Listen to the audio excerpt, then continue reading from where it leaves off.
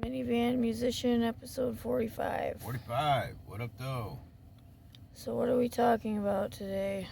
The retrospective on the 1996 album. Oh yeah, All Eyez on Me. Yeah, it's a good one. A big flow face up. We down to like 20, and we're gonna knock 5 out tonight. And it's some of the best competition we've ever done in it. Little bit of politics, but not too much. But let's talk about the album. Yeah.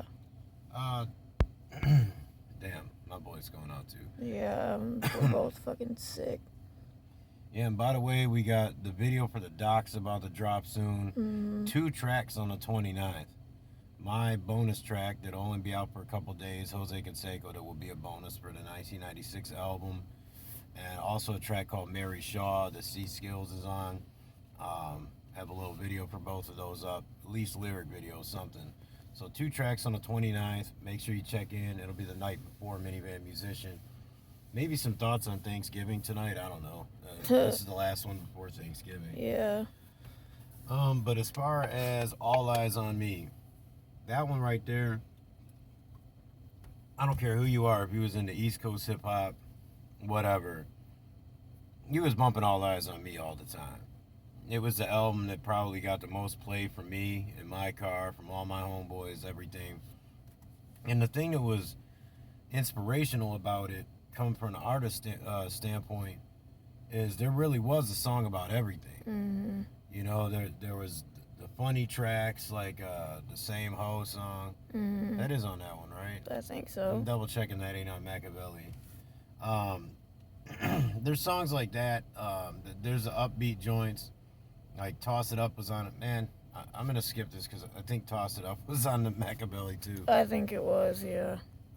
Anyway, 1996, I'm sorry, All Eyez on Me. I'm going to go ahead and pull up a track list because I just named off 2 songs that might have been on Machiavelli. Those 2 dropped the same fucking year. But Pac did a double CD, which is a huge thing. Mm-hmm. But not only did the 2 CDs, but damn near every song was hot. Yeah. I mean, there weren't too many that you skipped by. There weren't any that you would call trash. And that was something I believe a hip-hop artist had never done before. Mm-hmm. He crossed over to the big... He crossed over on a huge level as a popular music artist beyond hip-hop at that point. Tupac was as big as anyone could get. And I loved it because I've always been about an artist writing about just about everything, and Pac really did that, and it just kind of illustrates it. Even though he was getting on some gangsta shit on his album, he was a poet. You know what I mean? Like, poets will write about everything. So I mean, oh damn, it's pulling up the All Eyez on Me movie. Oh, blech, that movie was trash. I mean, my favorite joint on this at the time, I honestly think, was Shorty Wanna Be a Thug. Like, yeah, I thought that song was great. I knew a lot of people that described. I had a cake that said that. Really? A cake? That's a whole other story, but yeah. Huh. Mm-hmm. Was it a diss to somebody? You make a diss cake and smush it in their face? No, it was a long story. Okay. That's just something I never heard before. I had a Yeah. cake that said, "Sure, you want to be a thug." That's did. some weird shit. Yeah. Yeah, the All Eyez on Me album, I mean, man, I don't even remember what I was about to say because I'm busy. When I'm pulling shit up, I have a hard time fucking thinking. Our neighbor's trying to start his car over there. It sounds like He's always starting a car, but hardly ever driving. It's weird. I mean, Pac opened the album up with Ambitions as a Rider.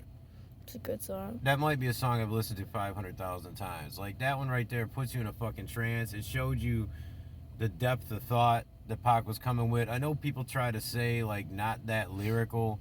I'm so tired of that because as I grew up, I realized there's different kinds of lyrical. There's lyrical, atmospherical, fucking word stew, where it's just, you know, overdone.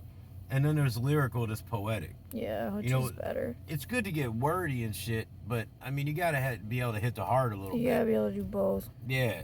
Or at least do the heart thing. If you go through the track list, it's like, okay, number one, I don't think a hip-hop artist had ever done a double album. And the way that he crossed over was just unbelievable. And he crossed over without losing credibility. What's crazy, any tiny bit of credibility he lost was for coming off too street or too gangster. Right. Like, oh, that's not Pac. He's like more of a revolutionary, and that's true. Like, I started listening to him. He's more of a revolutionary rapper. But either way, the music's great. Like, you got All About You. It's just a funny ass track. Yeah. Scandalous was a funny track, and it, you know, everybody knew somebody like that. Got My Mind Made Up was great because it had the East Coast flavor. Redman and Method Man was on that. Damn, there's somebody else who's supposed to be on it. I just forgot who it was, but Inspector Deck. That's why it says Rebel Lioness at the end of the song. I mean, so he was doing shit with New York. How Do You Want It is a fucking classic track. That's a great song. I like how, you know, he brings it on a serious level in the last verse of that when you least expect it. I don't like Two of America's Most Wanted, but people consider it one of the best collabs ever. Okay. I mean, it is a Snoop and Pac collaboration, so that's great. No More Pain was really dope. That's an underrated song. That's a very good song. Hearts of Men, people forget that. It was well written. Life Goes On, everybody loves that. If that shit don't make you feel something, there's something wrong with you. Everybody's boy's funeral song at one point. Yeah. Only God Can Judge Me. Everyone's got the tattoo, myself included. I like Trading War Stories with Drama Silent and That's one of my favorite songs. The Outlaws on the Rise. Yeah. California Love. You know. I Ain't Mad at You, fucking classic song. What's Your Phone Number? I actually like. You know, Can't See Me is my favorite shit. That is a good song, too. And, damn, that's crazy. I always think of that one being on Machiavelli. But no, he opened up book 2 with Can't See Me. That was one where he really got, you know, came from the gut with it, you know, and really came at people on that one. Shorty Want to Be a Thug. Holla at Me. Wonder Why They Call You Bitch. Yes. Everybody knows somebody like that. Yeah. When We Ride, I love. And it's another example of him putting any of his homeboys on a song and they're fucking, they sound good enough. You know what I'm saying? Like, even though they can't fucking rap. Rest in peace, Big Psych, but you and them other cats couldn't really rap very well. I mean, Thug Passion, everybody was even just saying that. You know, Picture Me Rolling, fucking Checkout Time. Picture Me Rolling. Rather Be a N-word. Yeah. Man, that shit is dope. That is a damn good song. I mean, the song All Eyez On Me, Run the Streets, Ain't Hard to Find. Heaven Ain't Hard to Find too. Anyway, I went through the whole damn track list there just as an example to show everybody that I guarantee they heard 5 or 6 of those and said, that's my shit. And then next week, oh, wait, that's my shit. Yeah, I just did it. And the reason, and one thing that I said a bunch of times there that I think is important with this album is I said about Shorty Want to Be a Thug, Wonder Why They Call You Bitch, The Same Hoe Joint, all those. I said, you know somebody like this. It fits somebody you know. And that's what Pac was great about. He wrote songs about people. We said that early on in this podcast. That's what was great about this album. When I started getting into my writing, it was on some battle shit, want to just come at rappers and shit all the time. It was like, wait a minute though. A guy that's like my idol does songs about everything. You know, he does songs to his mother. He does songs about random different types of people he's around. You know, I got to, you know, expand my writing scope. So that was what this album meant to me. It was, you know, like I said, people can kind of put it down and say, you know, he was a little overly commercial on this one. Or he was doing the whole, the gangster vibe a little much. But even though maybe he didn't come from being a gangbanger and shit when he was young, he decided to live that shit when he was talking it on this album. Yeah. But none of that even matters to me. I'm looking at the songs and like, number one, this is a hip hop artist where I don't have to worry about if he's genuine, if he wrote his rhymes. Right. 100% he wrote his fucking rhymes. You know what I'm saying? And I know he meant the shit he was saying. You know what I mean? And I know that he put a lot of work in. He worked hard on it. And he did a song that anyone could enjoy. You feel when you listen to Pac. You do. You feel, and that whole album is like, you feel something, even if it's not deep. And a lot of, yeah, exactly. If it's not deep, I was just gonna say, I'm glad you said that because a lot of people hear you say, "Oh, you know, you feel when you listen to somebody." They think of songs about breakups. They think of like Dear Mama and shit like that. It's like, well, you know, you can feel more than one emotion in this world. Like you feel Ambitions as a rider. That shit hits you deep, especially if you're in the streets. I'm telling you, I used to just zone out and listen to that shit. I mean, you know, you feel humor. You know what I'm saying? Like you feel It's flossy all emotion. music.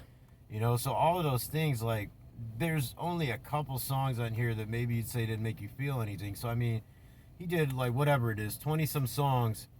Nearly all of them was dope. I mean, there wasn't much you skipped over on that album. Yeah. He made his homeboys shine, whether they was great artists or not. Crossed over on a level that nobody could even begin to understand. And I gotta stress the importance of him being commercial as a positive. We almost never say that about an artist. And yeah, I'm smoking, people. Actually, my lungs are a little fucked up, and doing a vape hurts more than smoking. So I just need some nicotine. But the reason it's good he's commercial is because before him, our millions of sales came from Vanilla Ice, Yeah. MC Hammer. And I say our because they're considered hip-hop artists. So Pac was the first one to get into multi-millions of sales, did a double album. All of that shit was in movies. And like he talked about, he was kind of like a thug that crossed over not just in music but in life. And I keep saying crossed over.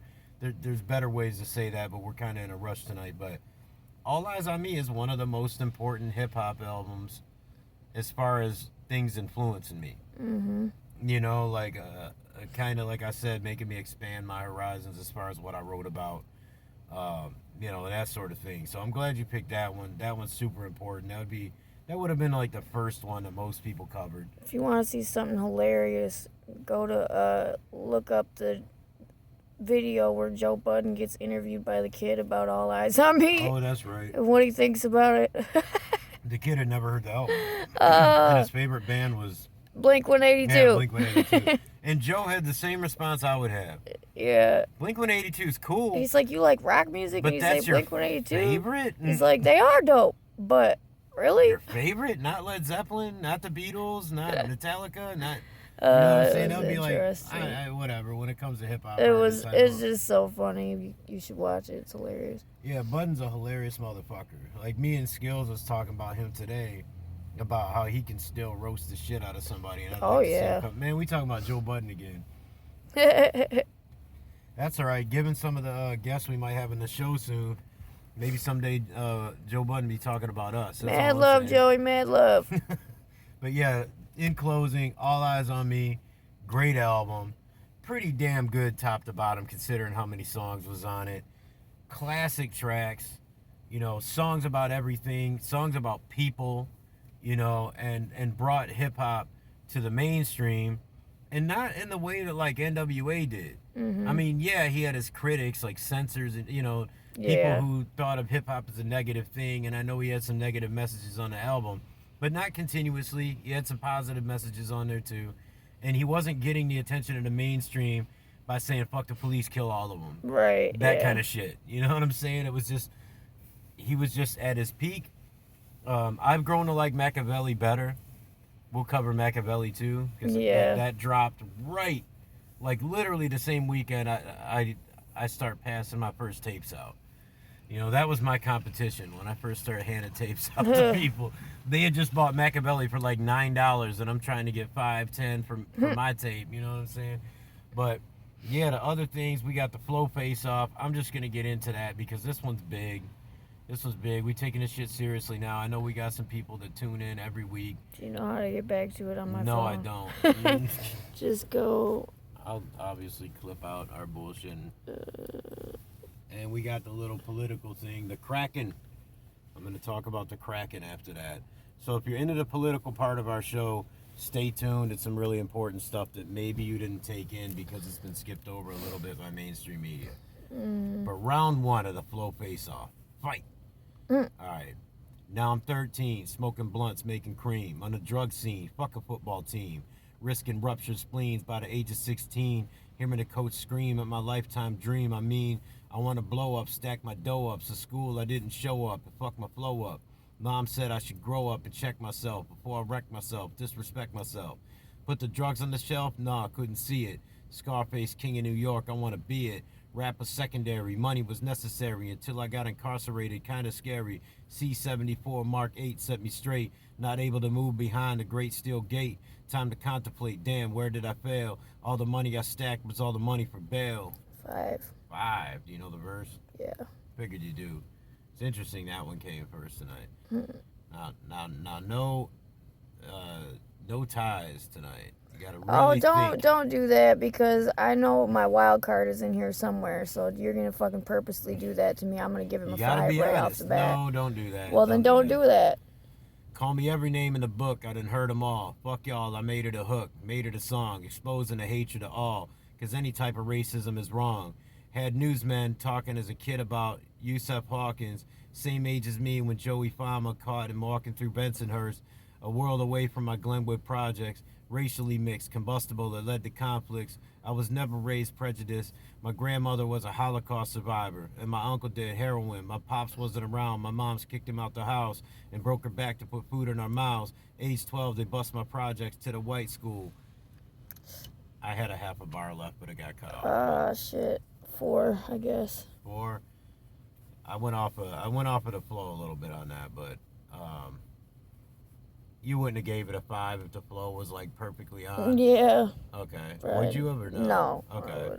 So you had Biggie defeating Ill Bill. Yeah. That's a good Biggie Ill Bill verse song? too. Well, the Biggie song was Respect, but yeah. Oh God, how did I forget the Ill Bill song? Name of the song, man. It's White N-Word. That's what the name of the song is. Yeah. With a hard R at the end of it. Yeah. He's making a point. To Broly, because our hard R inside joke there. I mean, you know, I love Ill Bill. I mean, and that's actually a really, really good track. He's out of the fucking tournament, but I encourage y'all to go listen to him. Yeah. You know, second place is not the first loser. Depending. 20 plus years of selling Johnson & Johnson. I started out as a baby-faced monster. No wonder there's diaper rash on my conscience. My teeth and ring was numb by the nonsense. Gemstar razor and a dinner plate. Arm and Hammer in a mason jar. That's my dinner date. Then crack the window in the kitchen, let it ventilate. Cause I let it sizzle in the stove like a minute steak. Brother, I was cracking the school zone. 2 beepers on me, started jacket that was 2-tone. 4 lockers, 4 different bitches got the mule on. Black Ferris Mueller, cutting school with the jewels on. Did you say Ferris Mueller? Did I say Mueller? Instead of Mueller? Yeah, but that I might have been thinking I'll politics. give it a 4 though. A 4? Yeah. Man, that's really a 5 for me. Straight up. I thought that verse was dope. It is a good one. I don't pay enough attention to this rapper sometimes. The name of the song is gonna crack you up though. Yeah, I don't know it. Okay. Brave men didn't die face down in Vietnam muck, so I could not. Vietnam muck. I've heard this. Okay. The flow is drawn out, and I understand what it is. It's just hard to do without a beat. Brave men didn't die face down in the Vietnam muck, so I could not style on you. I didn't walk uphill both ways to the booth and back to not wild on you. You think baby Jesus killed Hitler just so I'd whisper and you're safe and sound and these crooks tapped your phone to not have a file on you? What, me worry? Nah, buddy, I've lost before, so what? You don't get it, I'm dirt, motherfucker, I can't be crushed. Fuckers, open your books up and stop bullshitting the kid. My dick got a Michelin star. I'm on par with the best that ever took a gig. I'm a super cat from down to the dust. Don't bother to touch. I got firm clutch and the grip in the bucks. I might ghost ride a tank, take a ride to the bank. 3.5. Now, was that because I fucked the flow up? No. You just wasn't feeling the verse? Yeah. Well, you had Pusha T's. I knew it was Pusha T. Nostalgia. not nostalgia. Nostalgia. Yeah, nostalgia. It's about cocaine. Well, people. no, yeah, you know, in case you were wondering. You don't write about nothing else. And that was El-P, man, called Talk to Me from Run the Jewels. Okay, see, I knew I'd heard it. It had a really good I wasn't message, for sure. man. Like, I mean, I his hate shit that. always does. Yeah, it's just that Pusha T verse, maybe by comparison, was mad dope. Yeah. So, mad dope. All right. I almost wrapped this verse again. My inhibitions fighting my intuition. Premature premonition showing me the demolition of these phony brothers so ahead of my time. Even when I rhyme about the future, I'll be reminiscing. You want the truth? Well, come and listen. I'm like that time you bagged a dime and checked your phone and saw it was a number missing. As fate passes you by, half you could try, the other half of you fried, too high to actually fly. One day y'all have to decide who you're going to be. A scary brother, a brother that's going to rule like me. Oh, wait, hold up. Keep it true like me. Me you might be, like the new Ice Cube meets the new Ice T. I just thought that was dope. I guess I'll give it a 4. 4? All right, my friend. The way he started it, I thought it was like Ambitions as a rider, like he was riding that, but I don't think that was the case. You said a 4? Mm-hmm. I got codeine in my cup. You can bet your ass I'm sipping. Groupies fall in love. I'm like, bitch, you must be tripping. I'm just trying to fuck and she just need tuition. Why you trying to stunt? You need to play your own position. Never gave a fuck, yeah, nothing about me changed. Still roll up them blunts, got diamonds in my chain. Yeah, you heard me, I got diamonds in my chain. And it don't make a difference if you're crying in the rain. 200 shows, I'm a kill more. Just sold out that Fillmore. Got $1 million, make $1 million more than a #1 spot on Billboard. I like my music real loud, real loud. That's a 5. A 5, man, Yeah. come on. I like that song. I got diamonds. Like So, I like that song a lot. He wasn't a good guy for Ariana. You picked a good one. Oh, fuck you. Fucking don't bring little children into my house talking shit about my favorite artist. I was like, oh no. Oh no. I mean, to be honest, Ariana probably wasn't good for him. I mean, they weren't good for each other at points, I'm sure. Like, I just yeah, we all know girlfriend. Mac was a fucking drug addict. The world knows. I think she's kind of a... Never mind. Anyway. I don't know. I don't hate on her like that. Anyway, man. that was Mac Miller with Loud defeating J. Cole with Fire Squad. All right. I would like to throw a wild card. No, I'm just kidding. Actually, the Mac Miller like verse J. is Cole. dope. No, I like that song. I like Loud. I know you're always like, I actually like J. Cole, but I never hear you. I do like J. Cole. Well, I listened to J. Cole like many years ago. I don't really. I kind of stopped. You liked it when he first came out, and it was more commercial. I did actually. Did he get boring to you? A little bit. He is, and it's not that he's lyrical that made him boring. No. His delivery is kind of Dave East-ish. Yeah, you know, and it's real monotone after a minute. Monotone. He's had some tracks though. And I like Dave East too. When I was rapping it and had a little more adrenaline than he did, I was like, damn, this sounds like a good verse. Yeah, it's like it felt like me. He's good. I like J. Cole. He's I'm not patting myself in the back. back. I meant the rhyme scheme. But I would never put him ahead of Mac Miller, even if Mac wasn't my favorite artist. All right, so far we got Ill Bill's gone, Biggie's in, Pusha T's in, LP's gone. Mac Miller's in, J. Cole's gone. All right. I thank the Lord for every morning he allows me to rise. And though the sun is shining, there's a cloud in the sky. Let me know that any moment there could be rain. And as beautiful as life is, there still can be pain. Down the park, I hear the sirens just screaming away. And then the inevitable happens, the end of them days. As sad as it sounds, but that's the price we all gotta pay. And the whole world knows God giveth, he'll take it away. I live and I learn. I sit and watch my cigarette burn down to the ash. It reminds me of how now in the past. I say a little prayer because eventually I'll stand in that path. ... 5. It's a song I love, actually. My voice is going. It's a song I absolutely love. All right. You got famous, your love came back up. That's insane. The same as you must be to be in this game. In this game, you suffer, hit strangers. Like Usain, you bolt towards your dream.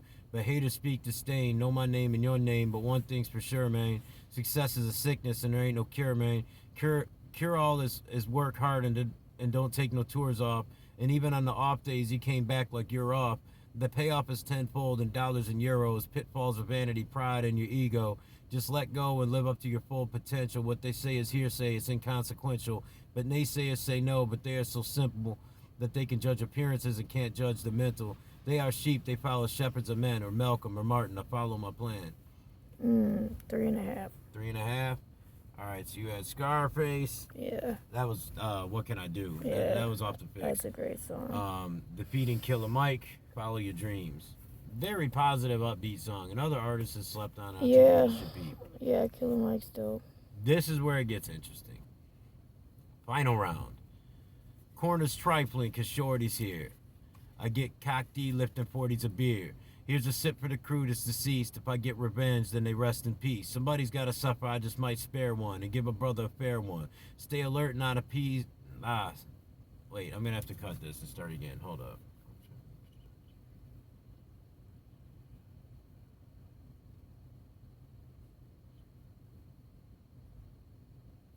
Okay. It's the way that it's typed out online. Like, I know the flow. I know the damn song. Corner's trifling because Shorty's here. I get cockedy lifting 40s of beer. Here's a sip for the crew that's deceased. If I get revenge and they rest in peace. Somebody's got to suffer. I just might spare one and give a brother a fair one. Stay alert and on my P's and Q's, and I do work with these like Hercules. Switch to southpaw, split your right jaw, cause I don't like y'all. I'm hype when nightfall. Smooth, but I move like an army. Bulletproof down in case brothers try to bomb me. Putting brothers to rest like Elliot Ness, cause I don't like stress. Streets ain't the place for the innocent. Bystanders to stand. Nothing's gonna stop the plan. I'll chill like Pacino, kill like De Niro. Yeah, it goes on from there. 4. All right. You know the chronicles, the shit if mama knew, the stress the drama do, the text phenomenal. Rapid fire it pecks through the abdominal. You bastard liars, it's me who's the honorable. Bathed up and clothed up, shaved and clothes cut. Restraint from temptation was drained from both nuts. Now in the physical form, verbalized through the scriptures, I was biblically born. It's Isaiah, Jeremiah conceived through the blunt fire, and Kawasaki's can wheelie up on one tire. Well-respected, jail-connected. Got the method for them pretty females perfected. Ooh, 4.5. Oof. Damn. That was AZ, the format. Defeating Rakim with Juice. I knew it was Rakim. Okay, yeah. so me fucking up the flow I knew the first the lyrics. time. Yeah, people, I had to cut it because I fucked the flow up because of the way they typed the shit on here. But when I heard the 40s a beer, because I don't even have the name on there. You know what I'm saying? Yeah. I gotta look back and go, is that right? But yeah, the Rakim verse, man, I know it's a little more old school, so maybe that's why I didn't land. But that AZ for the format, AZ's a graphic. You know, like, so lyrically, he's gonna really grab you sometimes. I mean, he did a pet peeve that I have though with MCs. I don't like shit like cats, especially from New York, do this. You rhyme things like "mama knew" with "phenomenal." Yeah. So it's really like "phenomenal." Like I just don't like the way. Yeah, exactly. That's what's in my head is "phenomenon." but so yeah, I mean, we getting down on this shit, man. We down to, I think, 15 total. That's wild cards, everything. Me, I'm in it. You know what I mean? I actually did well in mine. I actually defeated Elzai in 1 week, so that's my claim to fame. So we got Biggie. We got Biggie still in there. We got Pusha T in there. Mac Miller, Scarface, and AZ. I could have picked a better Rakim song, but I mean, honestly, I kind of pick them at random. Yeah. I couldn't pick the more known ones. Like, yeah, that one was a single and everything, but I mean, when you're thinking Rakim, you're not thinking of the Juice soundtrack necessarily. So I had to pick one of those. But yeah, as far as that political shit goes, we'll jump to that real quick. We might have a very special guest soon who has a very positive message, who also has some input on those types of things. I've been telling people it's somebody that I actually look up to and that has helped me pass many hours driving. So I hope that happens, but Yeah. don't want to jinx it. Leave that alone. I'll knock on plastic wood grain. But yeah, on the political tip, the Kraken, for those that don't know, releasing the Kraken, that was, God, I just forgot her name and I've been saying it for days. The attorney who's working for the Trump campaign with Rudy Giuliani's team. Is it Sidney Cooper? I don't remember her name. It sounds right. I think it's Sidney Cooper. She talked about releasing the Kraken. That's not the media's terminology. That's hers. And that is the big blow the case open, change probably the entire country and the way the government's constructed forever evidence. I really hope that, God, I don't want to say I hope it's true, because it will. I like the fact that Trump would retain his presidency. Cut this the car off. Oh, I like the fact that in that case, Trump would retain his presidency, but I don't want it at the cost of the nation. And if and when the nation finds out that basically every election we've had is complete bullshit, both sides are going to be angry. Yeah. We still have a little bit of dissension in the streets. This could probably blow up into some serious shit. And, I mean, it's going to put us in a state of flux where what do we do with our Constitution, our elections? Like, nobody's going to trust the government. Not that we trust the government, but we kind of, like I talked about before, kind of trust the results of the election. Yeah. Because, you know, but yeah, the issue is with the Dominion software that tabulates the votes and everything. The creator of that software is supposedly saying that he swayed an election. It was designed to sway elections, and he can sway millions of votes. So, that was just something to get people hip to it. Like I said, it's a very difficult thing to talk about because while I want Trump to retain the presidency, I want it to be outed if our elections are unfair and set up. I just want it to be right. I do, but I don't know if we really want the blowback of that being proven in court. Yeah, I mean, it could become really bad. Like I said, it's going to cause a division that I don't think people are ready to deal with. Our country's in this really shaky spot. We're already there. Fuck it. Push it over the edge. And it's crazy, too. You know what, though? There is a possible positive from this. We have the citizens fighting each other that are on each end of the political spectrum. Yeah. Well, in this case, perhaps the citizens would turn against the government. Yeah. Because in this case, anarchy. Yes, the Democrats are to blame, but like she said, there's no telling how many Republicans also paid the people involved with Dominion to sway elections. Right. My hope is that if this is outed, it shows a lot of cheating on the Republican side, too. Yeah. Now you've got the people. That's scary, the people rising against the government. But we have checks and balances here. The people, we can actually change things. Yeah. You know, everyone talks about, no, things have been the same. Like, this would never happen. It's like, wait a minute. You realize that all those things in history, the big dramatic things you learned about in school that changed the country forever and built us in a country